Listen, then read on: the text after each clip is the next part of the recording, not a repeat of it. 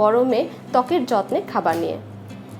গরমকালে আমাদের যে সমস্যাটা প্রথমে হয় ত্বকে, সেটা হচ্ছে ত্বক খুব বেশি ডিহাইড্রেটেড হয়ে পড়ে এবং এই সময় আমি যতই বাহির থেকে যত্ন নিই না কেন, আমার ত্বক কিন্তু শুকনো এবং মলিনই থাকে। তাই পর্যাপ্ত পরিমাণে পুষ্টিকণা আমার শরীরে কিন্তু প্রবেশ করাতেই হবে, এবং সেটা কিভাবে? সেটা অবশ্যই খাবারের মাধ্যমে। আসুন জেনে নেই কোন খাবারগুলো আমার শরীরে প্রয়োজন গরমকালে।